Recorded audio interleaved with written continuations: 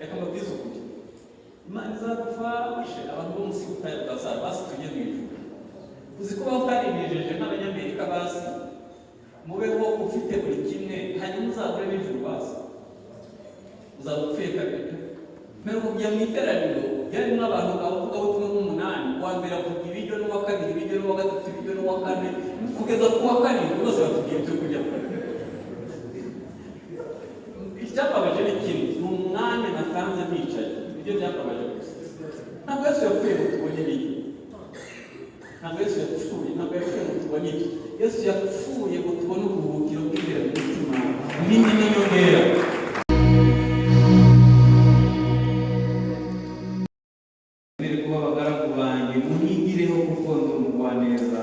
Kandi noroheje mu mutima, namwe muzabona uburuhukiro mu mitima yanyu, kuko kunkorera kutaruhije, umutwaro wanjye utaremereye. Mbabwire ko kuva kuri Adamu akoze icyaha mu ngobyi ya Edeni, umuruho waratangiye. Umuruho watangiye ubwo kugera uyu munsi. Abantu bakiri muri Adamu wa mbere utarakira Adamu wa kabiri uruhura abantu baracyacu, bazakomeza kuruha kuko Bibiliya ivuga ngo nta mahoro y'umunyabyaha niko Uwiteka avuga. Ntabwo muzi Adamu uwo yari ari we, sinzi niba mwumva n'uwo yabaye we nyuma yo gukora icyaha. Adamu wa mbere atarakora icyaha, Imana yaravuze ngo tureme umuntu ase natwe, agire ishusho yacu, abe nk'umwe wo muri twe. Urabizi ko Imana igizwe n'ubutatu, Imana Data na Yesu n'Umwuka Wera. Birasa nk'aho Imana yafunguye uruziga rw'ubutatu yinjiza n'umuntu ari we Adamu. Yari afite kamere y'Imana. Bibiliya ivuga ngo haburaho gato kamere y'Imana. Baho urugero rubi. Adamu niwe yise amazina yose inyamaswa, kandi hari ziri munsi ya Oseya muri metero 2000 birenga, yazirebye yarebera hose icyarimwe nawe. Ntabwo kubonana n'Imana ntabwo byasaba protokoli, nta gikuta cyarimo hagati. Imana yaramusura akayiherekeza. Nta nubwo ingobyi ya Edeni yari itandukanye n'ijuru. Iyo uvuye mu cumbi wawe ukajya muri saro, hose ni mu nzu yawe. Abazagira amahirwe muri mwe yo kuzajya mu ijuru bazabibona mu ijuru risha n'isi nsha, nta hantu bizaba bitandukanye, byose bizaba ari kimwe, hose ni kwa Mana. Hanyuma umunsi akora icyaha rero, habaye ibintu bibi, reka mvuge mu bikiri. Icya mbere, yatakaje ubwiza bw'Imana, kwa kubaho kw'Imana. Imana yise gukura, ahita ahinduka umuntu. Mutekereze ko nicyo kintu kibi cyabaye wese, nicyo kintu kibi cyabaye kuva mu bwiza bw'Imana. Ikindi, uwo munsi yatandukanye n'Imana, atandukana na mugenzi we Eva, atandukana na Antironema, kuko yaravuze ngo ntabwo ari njye n'umugore wa Mwana. Umugore aravuga ngo si we n'inzoka, inzoka ntiyabuze ibindi isobanura. Abantu babana badakijijwe baba muri mwe, baba baratandukanye. Hanyuma muri ikimenyetso cy'umusaraba, umusaraba waje kutwunga n'Imana, ufunga na bagenzi bacu. Abadakijijwe baba muri mwe, abakijijwe hagiyemo guteranya. Dufite ibiguteranya. Nubwo ubona abantu Imana bagenda batandukana mu gake, ariko hari ukuntu Imana itwegeranye igashyiramo agasima k'urukundo, ukabona hari ukuntu bifatana neza. Iyo uhuye n'umuntu w'umuzungu yakiriye agakiza nk'aho wakiriye, wumva habaye connection iri divine. Shaka mwe mutavuga ururimi rumwe. Ubu haje umushinwa hano yuzuye Umwuka Wera, namwe mwawuzu kandi mutumva igishinwa, kubera ko hari ikintu kiduhuza kitari kiri divine cy'Umwana. Hanyuma ikindi kintu cyabaye kibi, bamwirukanye mu ngobyi ya Edeni. Niho ndavuga ko umuruho watangiye. Ingobyi ya Edeni nababwiye ngo nta hantu yari itandukaniye n'ijuru. Ikibigaragaza ni uko bahise bayimura bakayitwara. kugira ngo Adamu adakomeza kuba aho hantu hera kandi we yanduye. Hanyuma ntabwo ari ingobyi gusa batwaye, uwo munsi yahise yambara ubusa, ahita arema ibicocero, ibintu bijyamo gusa. Ndabwiza ukuri, buri munsi yewe nkunda kujya mu materaniro ahantu hatandukanye no mu bihugu bitandukanye. Hari ukuntu bwiza bw'Imana butuvaho tugahita tubisimbuza umuziki n'ibyuma bivuga cyane no gusimbura cyane, ukagira ngo birasimbura ubwiza bw'Imana. Wapi? Hari ukuntu tugenda turemara ibi bicocero, ibintu bijyamo gusa. Nari mvuze ngo bijya nko gusa, bijya nko gusa n'ubwiza bw'Imana, bijya nko gusa ariko bidasa neza, bidasa neza. Abantu bicaye aha bakuru, nuko uyu munsi muri nateranye n'urubyiruko, abantu bari aha bigeze kubaho mu gihe cy'ububyutse, bazi ico mvuze. Abantu babaye mu kubaho kw'Imana bazi ubwiza bw'Imana mu rusengero ico bivuze. Kwa Mariyamu abantu bajyaga bahimbaza, ibikuta bikabyara abantu, ibikuta bikabyara abantu, nta bari bahari. Barangiza guhimbaza ubu bakapfa. Muri 1996 abantu kwa Mariyamu barabishe, bamara iminsi 3 imirambo yabo iririmba. None turirimbana n'abambaye inzoga, n'abakuyemo inda ebyiri, n'abafite abagore nka babiri, n'abatinganyi barimo. Muzi icyo twazize? Habuzemo kubaho kw'Imana. Habuzeho kubaho kw'Imana, tugumana amahame meza gusa y'idini n'itorero, ariko kubaho kw'Imana kugenda kwiga. Icyakora ikintu nifuza tuzabona mbere y'uko nukongera kubona kubaho kw'Imana, nukongera kubona ububyutse bw'itorero, nukongera kubona abantu b'Imana barushijeho kuba. Ntabwo ari ukwambara ubusa gusa. Imana yaramubwiye ngo uzajya uko kututubikana ko mu maso wahise uhinduka umurage kandi ari umuntu. Naratangaye pe, n'aba bakire mureba badafite umwanya wo guhinga, muganga ahita abibandikira ati muve mu modoka mugiye kwiruka mututubikana, kuko ni umurage byahindutse umurugo. N'abitwa ngo bajya neza, muganga abandikira gututubikana.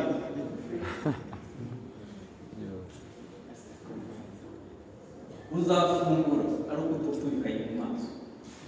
Hanyuma urupfu rwa Yesu rwose kanini cyane. Ntabwo nakoze ibarura ngo ndebe impfu ziri munsi y'ubutayu bwa Sahara, ngo ndebe ukuntu abantu bapfa, ariko murabizi ko ejo bundi Covid yaje ikica abantu bakagarika. Na n'uyu munsi abantu muri Afurika, abana bari munsi y'imyaka 5 n'ibere n'impfu zabo ukuntu zingana, uko bakora kwica. Cyakora turashima Imana, mu Rwanda icyizere cy'ubuzima cyarazamutse bigeze ku myaka 60 hafi n'umunani. Turabishimira Imana kuko hari abandi bantu babaho badafite ibyiringiro byo kubaho. Ariko no kurama udakijijwe nabyo n'undi muruho kabisa. Ndabizi neza ko biruhije. Hanyuma Yesu kugira ngo aducungure byamusabye kwambara cyambere ishusho y'umuntu. Ijambo nasomye bivuga ngo ubwiru bw'Imana burakomeye. Imana kwigaragaza yambaye umuntu. Nani muri ukuntu Imana n'ubumana bwayo tutazi uko bungana, yiyegeranyije igakurwa mu nda y'umugore. Ibyo ntabwo byakwirwa mu mitwe yacu, tuzabimenya tugeze mu ijuru, ariko ibyo ubwabyo birakomeye. Hanyuma muribuka ko umuntu yacumuriye ku giti, yagomba Yesu kubambwa ku giti kuko n'umuntu yacumuriye ku giti. Hanyuma ntabwo ari ibyo gusa, Yesu yaducunguriye mu muruho utagira izina. I Getsemani asenga, imitsi yaraturitse, yagize icyuya cya mbere kirarangira, imitsi iraturika ahantu hose hari umwenge hazana amaraso. Iyo mbonye barimo kuririmba babyina rero banibaza barabyumva ibyo bavuga. Nigute wowe byina umuruho? umuruho yarushe n'utubyi. Ibyo byo biroroheje. Iyo kumenya abantu bawuprofita umuruho wa Yesu kugira ngo batunge ibintu ibyo bibi gusa.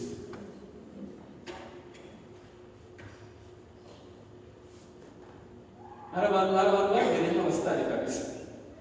Umuruho yarushe kugira ngo ducungure. Hari abantu baburira buri munsi abanza kuguha fagitire. Birabishe gusa. Reka mbabwire ibintu bigiye biruhisha. Icya mbere kiruhisha ni icyaha. Nta mahoro n'umunyabyaha ni Uwiteka.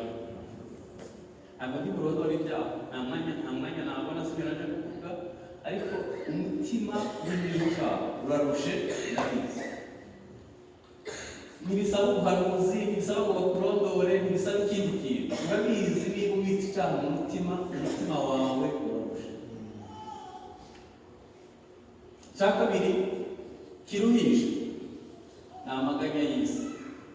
Bibiliya iravuga ngo uwo munsi uzatungura bamwe baguha ivutu kubwo guhanga, abandi basinze amaganya y'isi.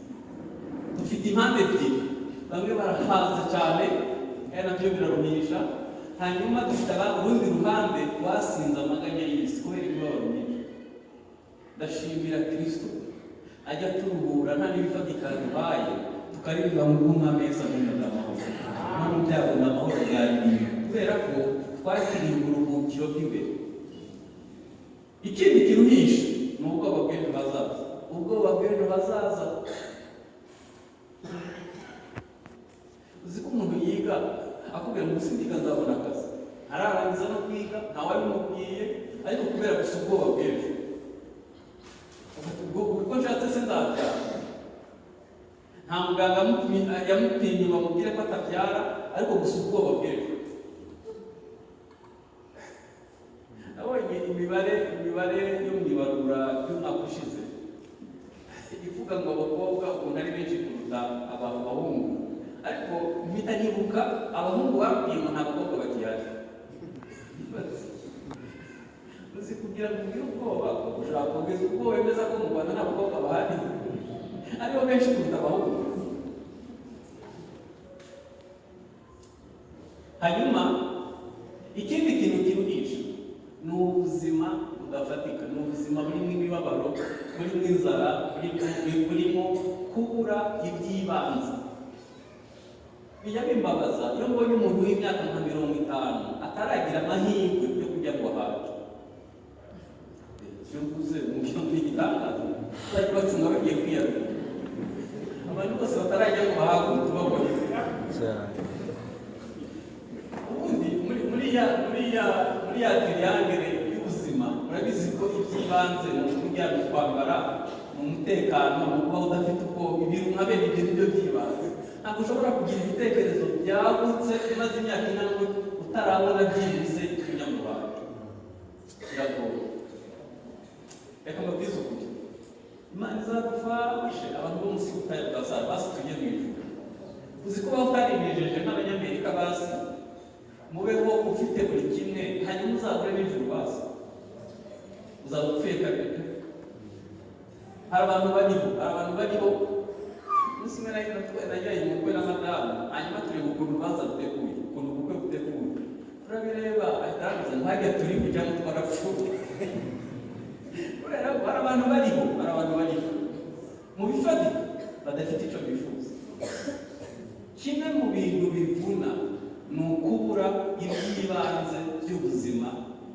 Iby'ibanze mu kujya no kwambara n'ibindi. Noneho ari ikinyica kurutaho dusigaye turirimba mu indirimbo. Ibintu bitari gospel.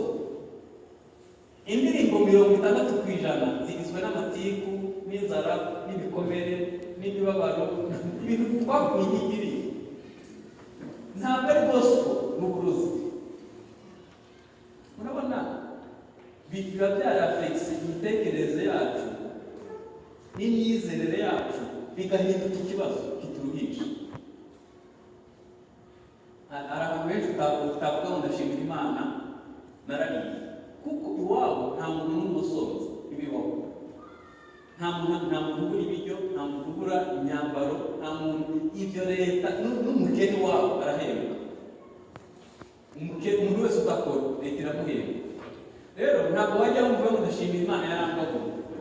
Mbere kujya mu iteraniro ryarimo abantu bavuga ubutumwa nk'umunani, uwa mbere avuga ibiryo, n'uwa kabiri ibiryo, n'uwa gatatu ibiryo, n'uwa kane kugeza ku wa karindwi bose batubwiye byo kurya. Icyababaje ni kimwe, ni umwanya natanze nicaye, ibyo byababaje gusa. Ntabwo Yesu yapfuye ngo tubone ibiryo, ntabwo Yesu yapfuye ngo tubone ibyo. Yesu yapfuye ngo tubone uburuhukiro bw'imbere mu mutima n'indi n'inyongera. Leta ntisinzira kugira ngo mwese mubeho neza, mubere neza. Bazanye n'imashini zuhira, bakora ibishoboka byose kugira ngo mubone ubuzima bw'ibanze. Ibyo ntabwo dukwiye kubigira ubutumwa bwiza, dukwiye kubwira abantu ko Yesu ari uruhutse.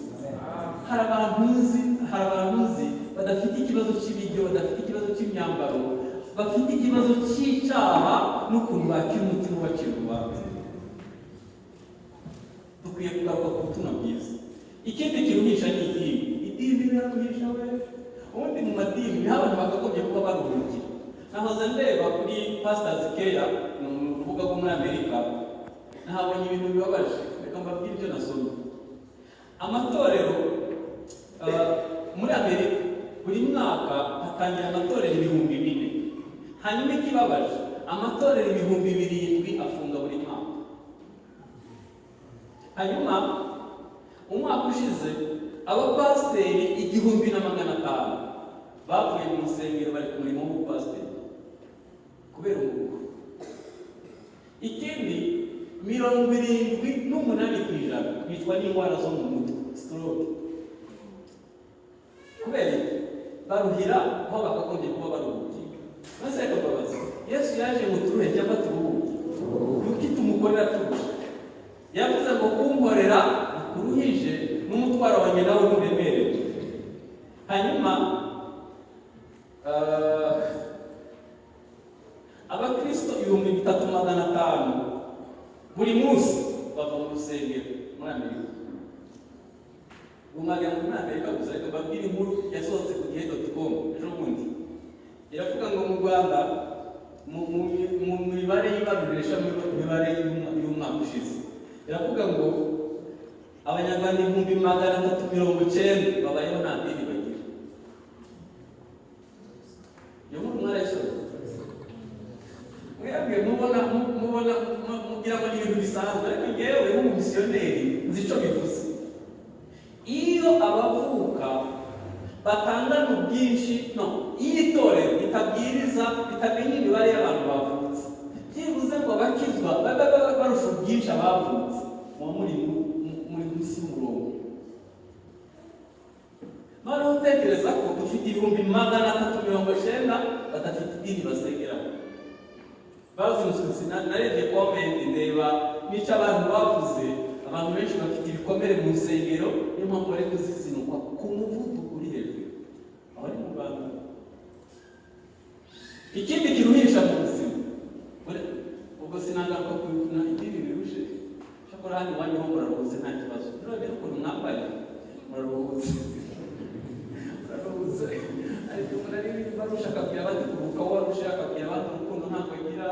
Umuntu akazaza kwigaburo ryera kandi azi mu by'ukuri umutima wuje.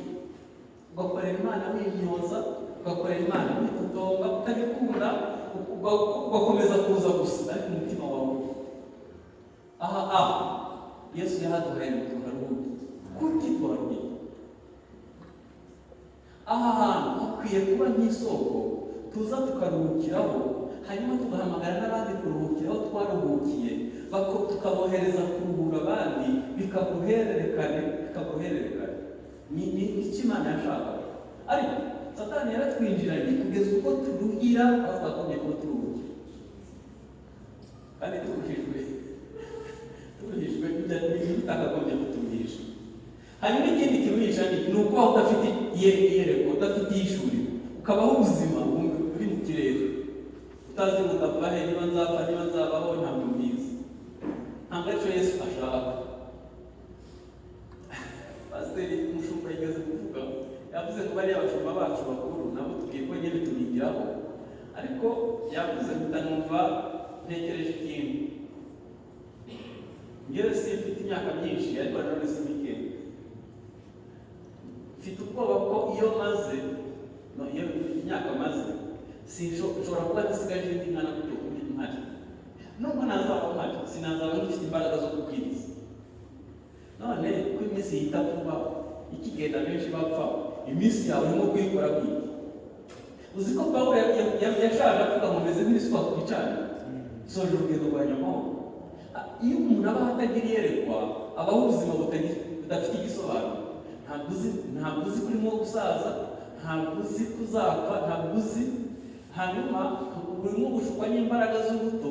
Nutakoresha igihe cyawe neza uzava mu isi wicuza kuko utakoze icyo wagombaga gukora. Hanyuma ikindi gitera abantu kuruha ni ukuba utazi icyo waremewe. Ndinde naremewe iki? Ni iyihe mpano ufite? Ni uwuhe muhamagaro? Niyo nkwiye kubikoresha? Iyo utazi icyo waremewe, Satani aprofita ku kutamenya ukabaho urusha. Ikindi kiruhisha mu rugendo rw'agakiza ni ukubura umuntu ugufata ukuboko yakubwira ngo komera. Niba wagize n'intege nke si iherezo ry'ubuzima, ejo ni heza kuruta uyu munsi. Umuntu wasangiza amarangamutima yawe umuntu utamubwira ubaho urusha, kubera ko dufite ibibazo tudafitiye ibisubizo. Reka mvuge mu nzu y'Imana. Iyo muje hano tubigisha kuba abantu bera, hanyuma ukabuzi ko ubwo bwere nabwo bwakunaniye. Hari n'abagera igihe akavuga tumva reka niyakire gukiranuka ntibishoboka, kubera ko yaraje hano tumubwira ko agomba kubaho yera. Hanyuma ukuntu azagera ku kubaho yera abura umuntu umufata ukuboko yamubwira ngo bagaca muri iyi nzira kugira ngo babeho bera. Akazagera igihe agatangira yicira urubanza, akagera igihe akaba umurakare, akagera igihe akemeranywa na Satani akazabaho. Ibyo bintu biraruhisha cyane. Ukambabwira ibiruhura gute? Bareka baririmbe bene data. Icya mbere iruhura ni agakiza. Iyo umuntu yakiriye agakiza ahita aruhuka. Agakiza kararuhuka. Sinzibagirwa muri 86 ninjira mu nzu y'Imana, nari umwana muto ufite imyaka 10. Ninjiye mu nzu y'Imana bavuga ngo twubake kuri Yesu hasigaye n'umusenyi. Bahamagara biha, ndaza ndapfukama, umukozi w'Imana arazandika amatwi mubwira ibyaha byanjye. Naragapagani gato k'imyaka 10. Arangije ndandika y'ibwawe, numva ni nk'umuntu yambaye igikoti kibi, numva ndaruhutse. Yewe nari mfite umwanya guhita mera ku murongo, ukatubwira mu minota 5 ya nyuma wakira Yesu ukuntu byagenze. Wasanga ari abantu binjiye idini batinjiye muri Yesu. Iyo winjiye muri Yesu icya mbere gikubaho uraruhuka. Hanyuma ibyo ntabwo bihagije. Iyo ukizwa ni ugutsindishirizwa, nta ruhare rwawe rurimo. Ariko hari ubundi buzima bwo kwezwa no guhinduka ku ngeso nyuma y'igitizwa. Iyo ubayeho ubuzima butezwa budahinduka, ubaho uruhishijwe n'ingeso kandi warakirije. Icya gatatu kiruhura mu gusenga. Abantu badakunda gusenga. Gusenga ni terapi. Umuntu usenga neza nta mpamvu, ntagira ihungabana. Kubera iyo usenga usohora ibikugoye byuzuye umutima ukakira ihumure ry'Imana. Iyo usenga neza ibintu byose byuzuye umutima bibi ubibwira Yesu. Mbese muri kanseri ngari n'ibyo dukora nukureka umuntu akavuga agafata agakiza. Gusenga ni ubuzima nko guhumeka. Gusenga biraruhura. Ikintu kigaragaza gusenga nabi ni uko umutima wawe urusha. Umunsi uziga gusenga neza, ugasenga mu buryo bukwiriye, uzumva umeze nk'agapapuro. Kubera ko uri mu kubaho kw'Imana, iyo wasenze imitwaro ikuvaho. Iyo wasenze uhita ubona umwana mwiza, wanavuga menshi tutagira kuvuga make, kuko iyo uri mu kubaho kw'Imana ntabwo wakomeza kuvuga byinshi. Hanyuma ikindi kituruhura ni uguhuza ijambo ry'Imana n'ubuzima. Guhuza ijambo ry'Imana n'ubuzima, apana gusa kumenya mu mutwe, ahubwo kwiga kubyinjiza mu buzima bwa buri munsi. Ikindi kituruhura n'ukuzura umwuka wera. Yesu yavuze ngo nzaboherereza umufasha. Hashize iminsi 2 ndimo gutekereza ijambo riri mu itangiriro rivuga ngo si byiza ko umuntu aba reka muremere. Nibyo byamfashije. Murabizi ko umwuka wera agereranywa n'umufasha. Murabizi ni ukuvuga ko Imana ubwayo yabonye ko bitari byiza ko umuntu aba wenyine, kubera n'aba ari wenyine azaba harusha. Niyo mpamvu yabushakiye umufasha w'umwuka wera. Itorero ryahawe umwuka wera, abizera bahawe umwuka wera nk'umufasha. Umva rero akabazo ndimo gutekerezaho ko abantu bafite umwuka wera nabo isi ibakamura n'umubiri na Satani bikatugeza habi. Buriya abadafite umwuka wera babaho bate? Umwuka wera ko ari utuma turyoherwa n'iby'Imana, umwuka wera ko ari utweza, umwuka wera ko ari udutsinda akatwemeza ibyaha. Abadafite umwuka wera babaho bate? Si byiza ko umuntu aba wenyine. Imana yaduhaye umwuka wera kugira ngo turuhuke.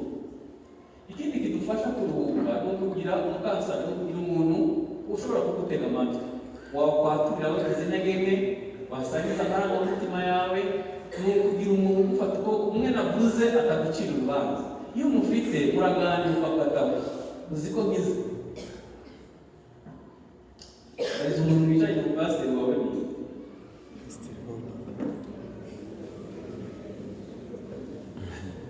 ibintuze nabyo ndabizi ko mutabyumva, ariko ripoti y'ibitaro by'Indera umwaka ushize baravuze ngo bakiriye 100,000 byahuye n'ikibazo cyo mu mutwe mu mwaka.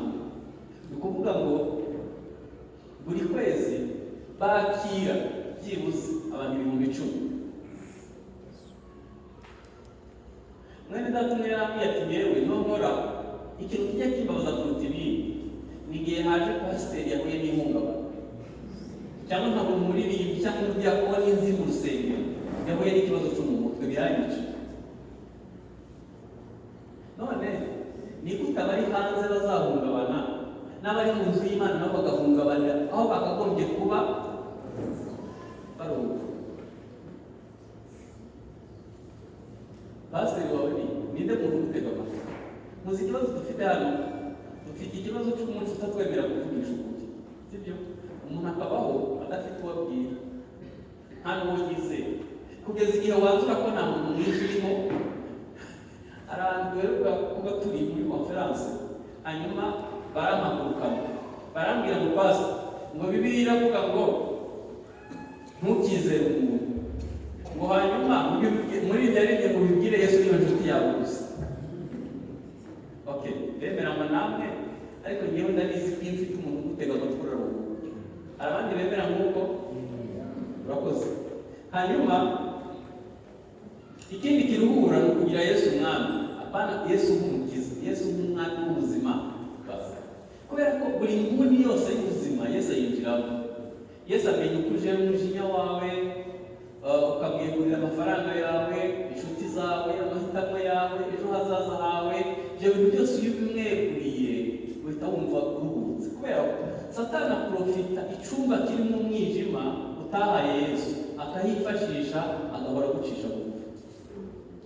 Hanyuma ikindi kiruhura ni ukumenya prinsipe z'Imana mu buzima bwawe, amahame y'ubwami bw'Imana mu buzima bwawe.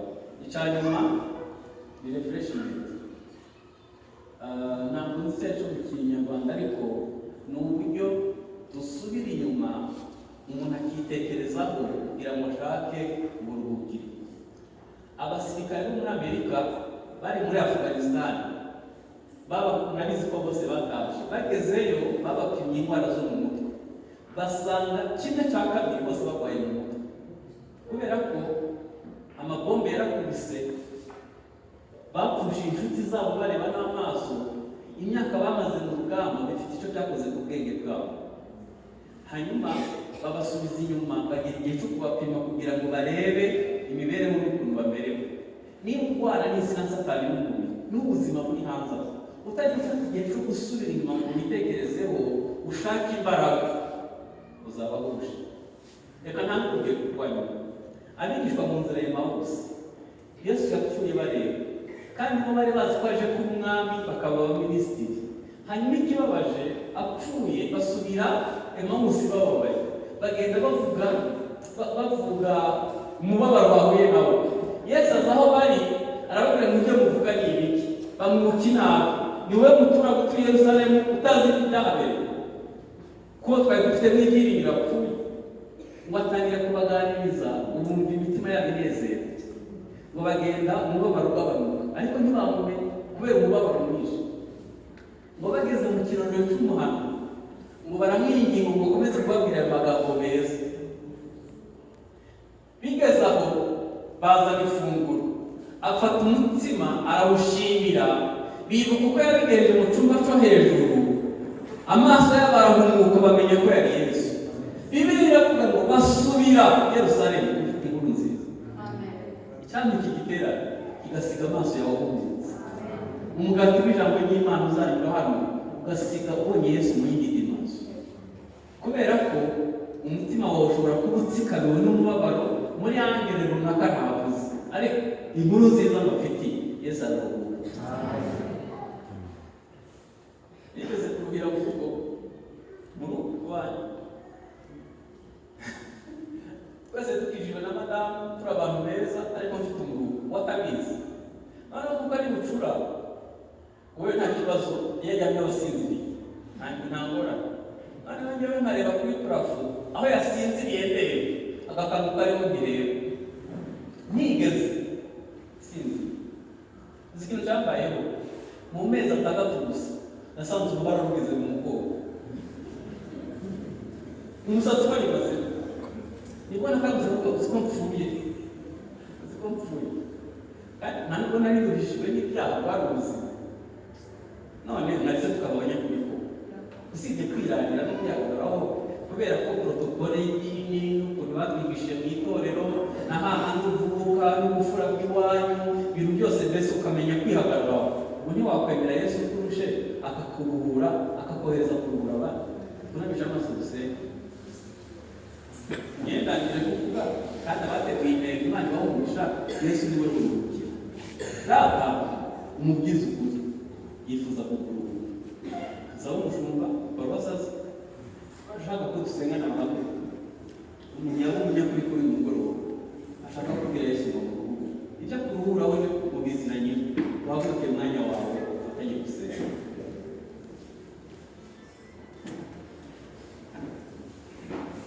Haguruka